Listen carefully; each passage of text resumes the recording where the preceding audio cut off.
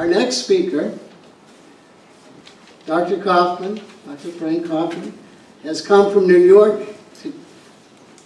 to teach us, to educate us. And I'd like to give you a little bit of background about Dr. Kaufmann. And I'm going to read from the flyer. Dr. Frank Kaufmann has worked in the area of international relations and peace mediation for over 40 years, including negotiations during the first Gulf War, work in conflict zones such as Israel and Palestine, India and Kashmir, service in refugee camps in Croatia and at the Eritrea-Ethiopia border, and mediation in revolutionary centers of the southern Philippines, Sri Lanka, and elsewhere. Additionally, Dr. Kaufmann works extensively in scholarship and education, involving him in projects and positions including editor-in-chief of the New World Encyclopedia, founder of the Values in Knowledge Foundation, president of the Professors World Peace Academy, and subject matter consultant for Elon University's Pew Research, Internet, and Technology Project. And if that isn't enough, he is the one that initiated the Settlement Project, which is a look at how the world could be. What are the moral dangers of our world? And I think communism is one of these things. And this Settlement Project comes from causa of the 1970s, 1980s, victory over communism. And it's along those lines. That's its foundation. And I hope Dr. Kaufmann will tell us a little bit about that. I'm going to invite him up, and let's give him a strong round of applause.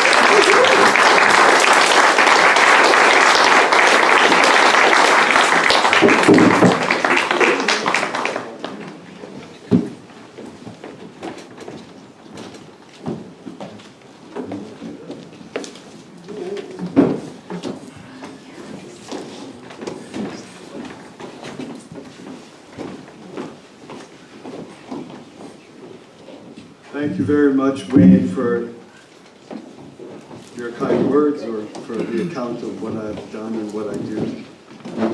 Okay, oh, those lights. Okay, that's what I was going to say next. How great was Lisa? Yeah.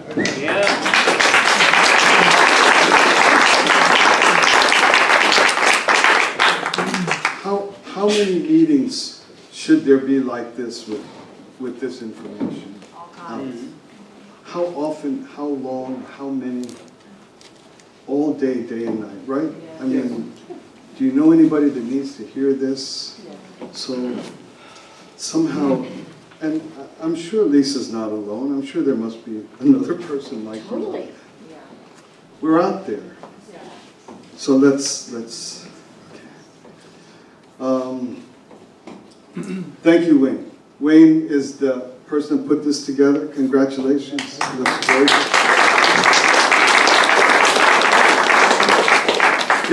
Good job, Wayne. Everybody knows when you got to do that and you're nervous, right? So today, Pastor Thompson runs this facility, runs this community. Thanks for welcoming me.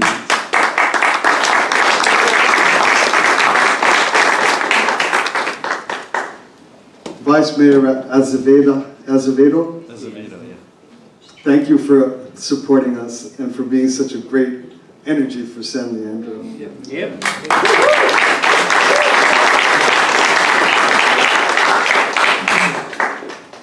Tons of other people I'd love to mention. Dr. Durst was one of the earliest missionaries of this community for many decades. So plenty of people that deserve mention, but I better get to my thoughts here.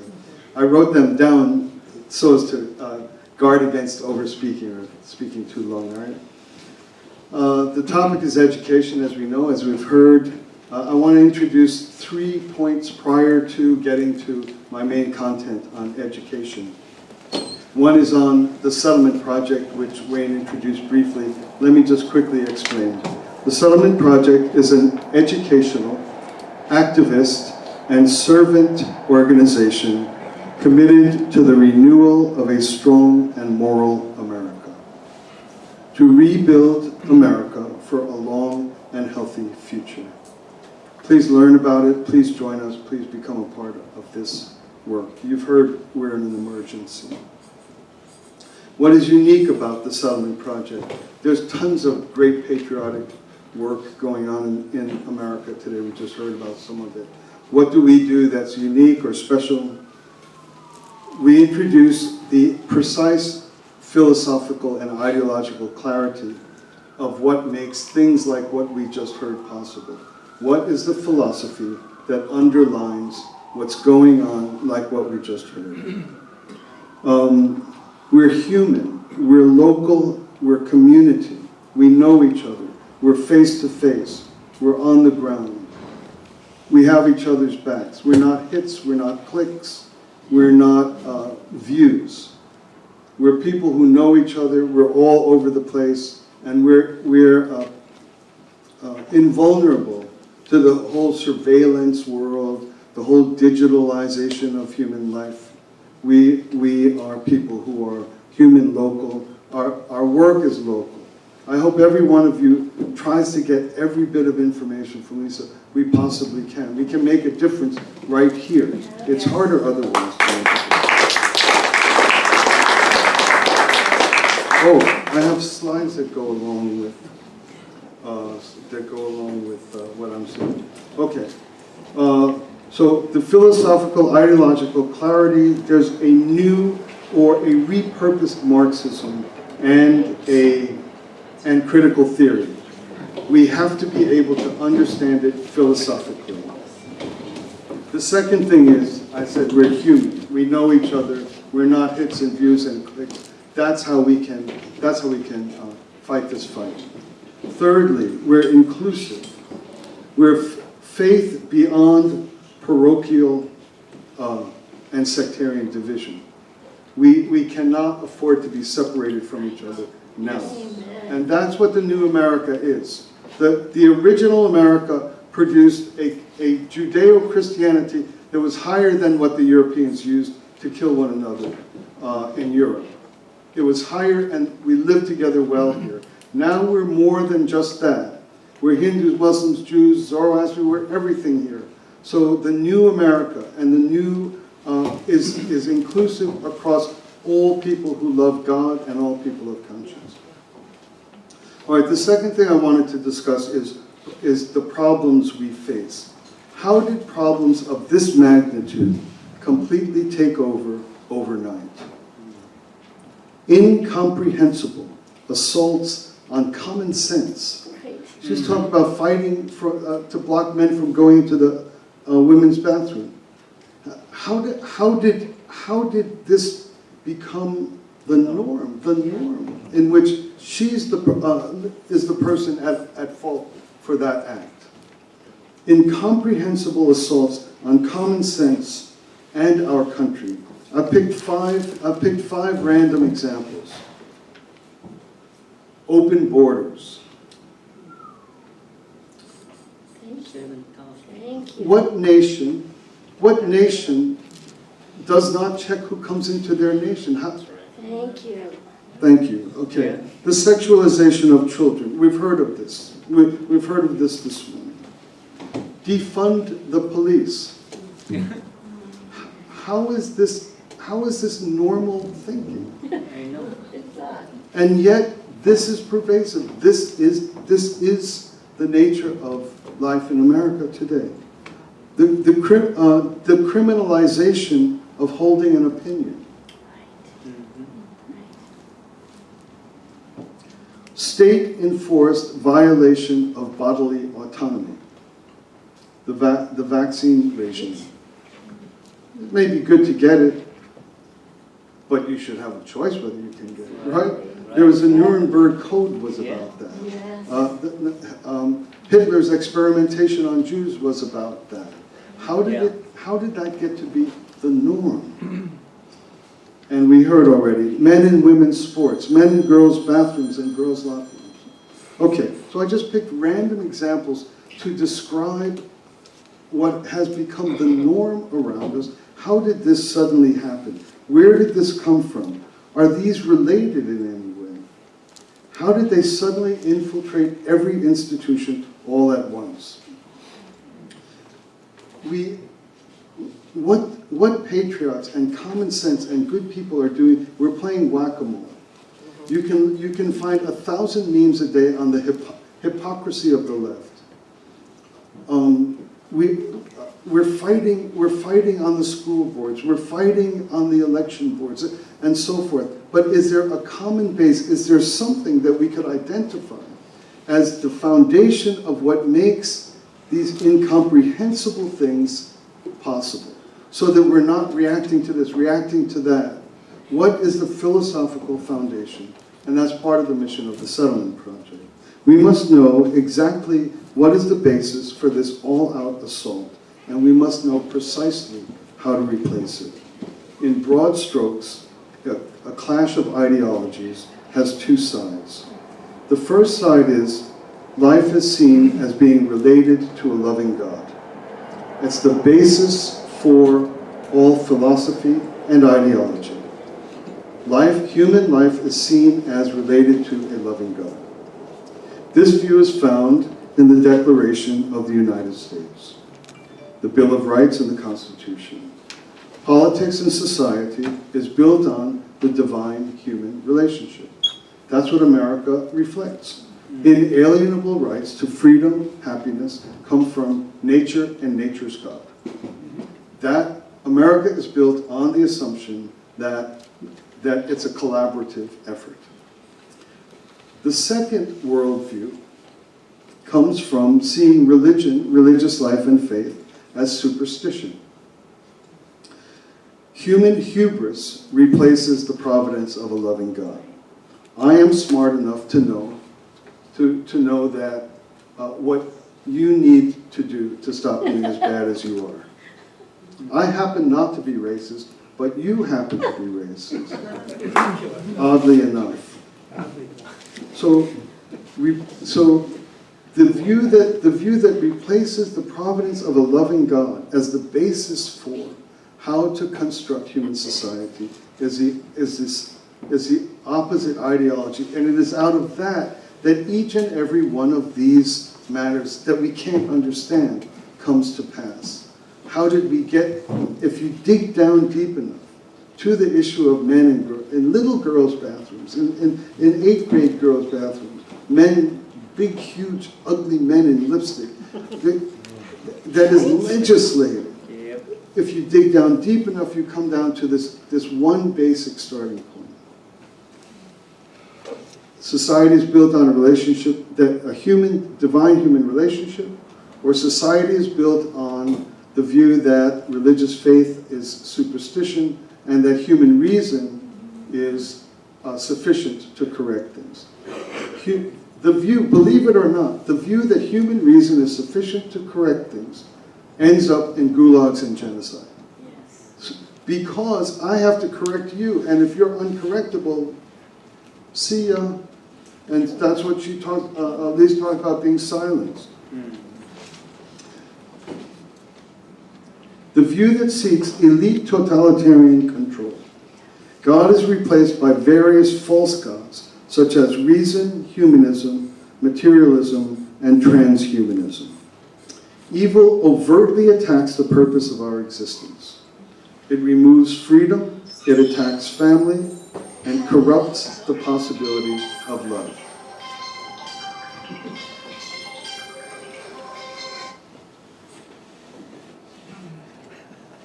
Okay. Sorry. Don't worry. But I'll read it again. If anybody's hungry, blame that young lady over there. Because we're going to go an extra 10 seconds to okay, the second view, a self-appointed elite seek totalitarian control. God is replaced by false gods such as reason, humanism, materialism, and transhumanism. That foundational basis of philosophy and ideology constructs, it removes human freedom. That's where you get the censorship regime. It attacks family. That's where you get the whole sexualization of children, the transgender movement, et cetera, et cetera. And it corrupts the possibility of love. And when it's surgical, it utterly removes the possibility of family. There are 4 bases of evil. Please listen to this one, because it's interesting. There's soft evil. This comes from fear and greed. Soft evil is fear and greed. Greed is a form of fear. It comes from insecurity. It comes from the feeling that you don't have enough. 8 yachts is not enough, 12 planes is not enough. I am somehow never enough. It's a curious, it causes great harm. It causes the loss of lives. People die from greed, from people's greed. Look at the greed of the pharmaceutical community. Yeah. People die by the thousands. But greed is a soft evil. Not that it's not harmful, but that it grows out of human insecurity.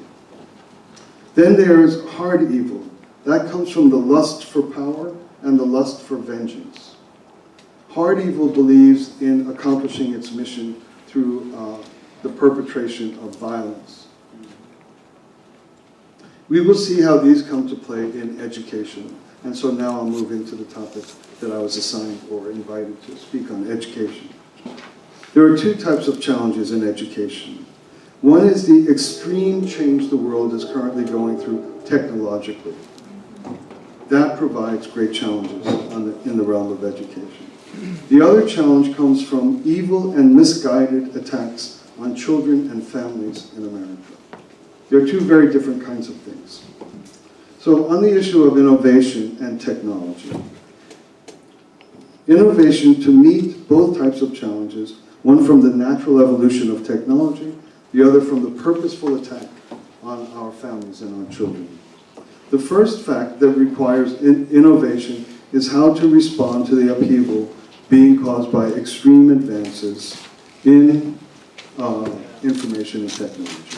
The second needs innovation and how to respond to people deliberately contaminating children with confusion, perversion, race hatred, and other debilitating influences.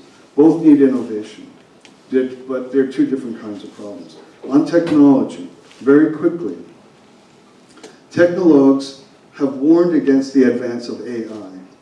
As mentioned by Wayne, I consult with Pew and Elon University on the future of technological advance. I'm optimistic about the development of technology. I don't believe it poses a threat to us. I think the moral foundation and the maintenance of our God-human relationship can allow us to make good use of technology. I believe the future of research, learning, and human progress can well and be greatly advanced by AI, but it will take courage to go completely to the drawing board about what we have assumed about the structures of education. That's a radical statement. I believe that until now, very, very little serious focused thought on the implications for the fundamental revamping of the entire approach to how human learning is done.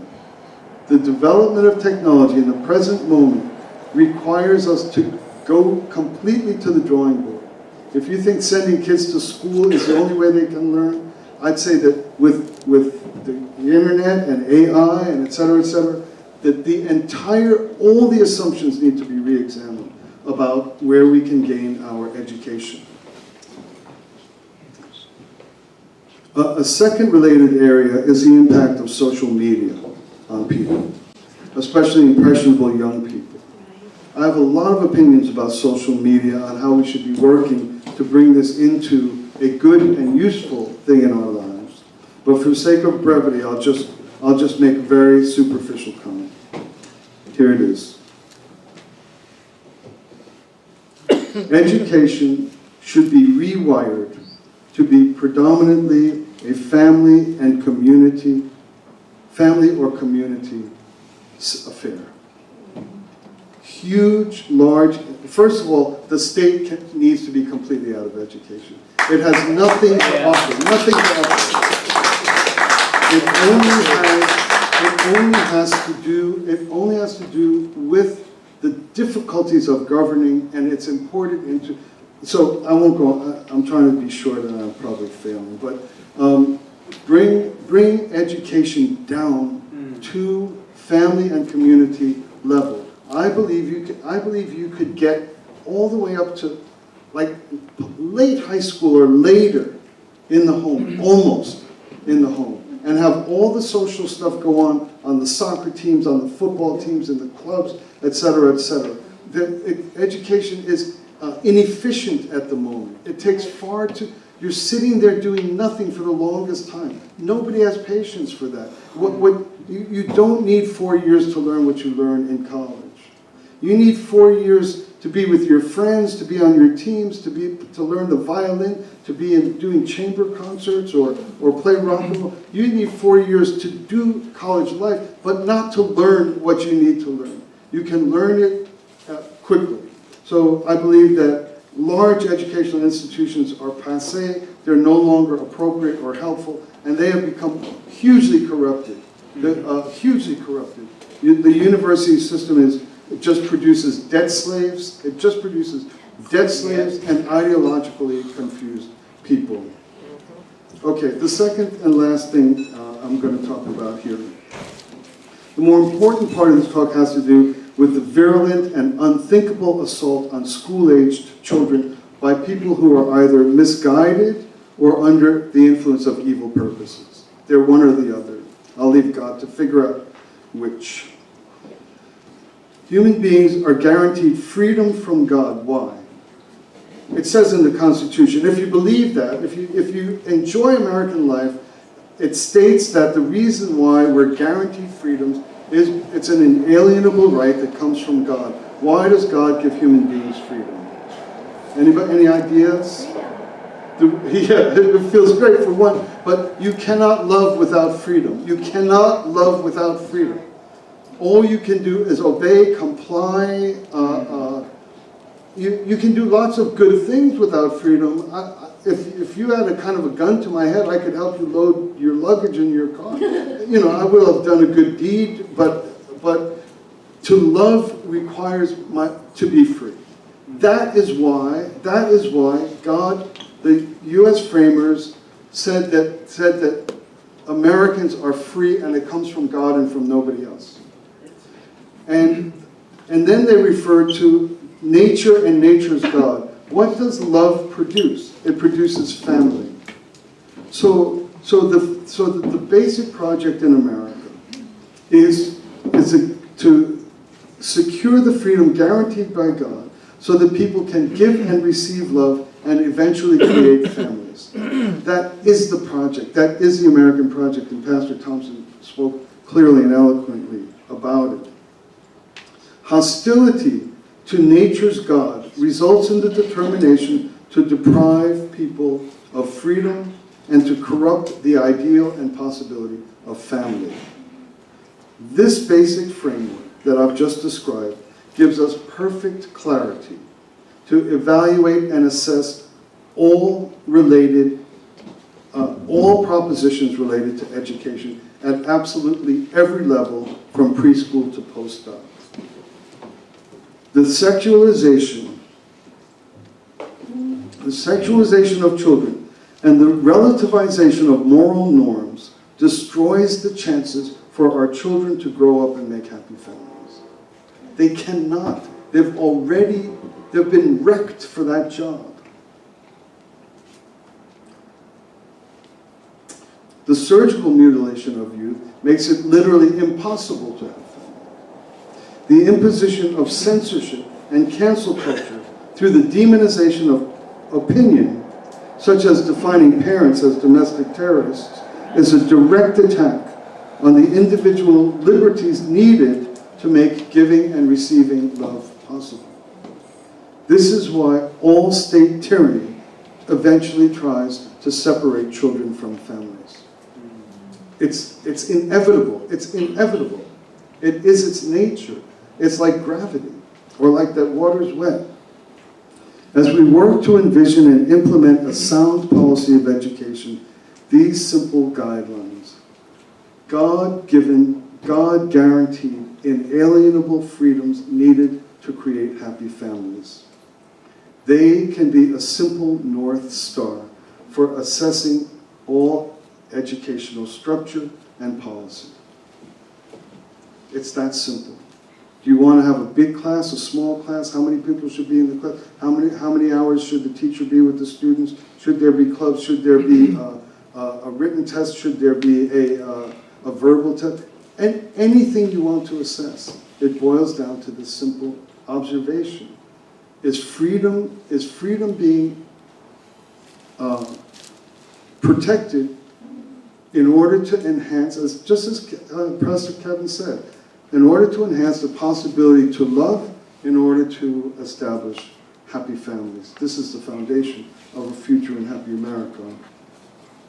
We need not be confused by each novel attack, no matter how complicated.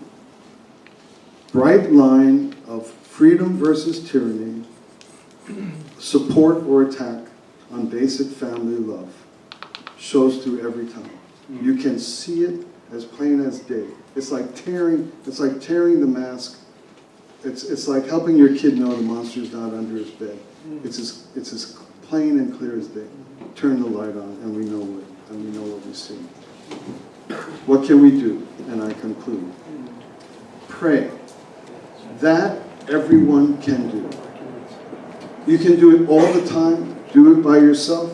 Do it with 3 friends. Make a little group. Do it once a week. Do it every morning. Everybody can do that. It makes a big difference. And you find yourself becoming active. God leads us to where we can do more. That's right. Amen. Right.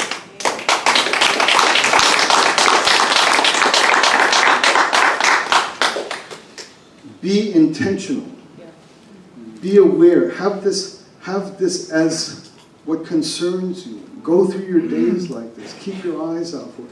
Be intentional. Be in it. Don't visit it once in a while. Look for ways to help and look for ways to get help. Get Lisa's number. Find out her URL to her website. Find out anybody else in the room. What did I say? Look for ways to help. Look for ways to get help. We've met people who are active all the time. Wayne runs UPF here. He's active all the time. Pastor Thompson runs a community here that's deeply committed to the welfare of the Bay Area and beyond, in fact. Get in touch with him. Find out what you can do. Find out how he can help you. Find out, I forget, we were together last time. Me? Egport, Luann. Luann, Luann. Luann runs an operation. Find out if you can help her. Everybody needs help. And then if you're trying to do something, here's some people who can help you. The mayor is constantly, vice mayor is constantly with us. He'll be happy to hear if we can do something in our city like that, okay? Find out ways to get help. Little by little. You can't jump into, like I've been at a lot of talks like this, become a precinct leader. I said, I don't know how to, it's like little by little. Start with prayer. Start with intentional. These are ways we can get into it more deeply. Finally, be vocal. Kindly and respectfully try to shed light all the time. All the time. If you can say something, you're helping. Don't let it slide. Let your conscience yell at you, and then while your conscience say, I don't agree with that, then say, find a way to gently, kindly, and lovingly say, well, is that really the case, or do we really want to go down that road? Something like that. Be vocal. And all of this will start the energy ball rolling in our own lives, whether we're hyper leaders or whether we're just day-to-day trying to survive or get through school. Thanks a lot for coming here to be with us today.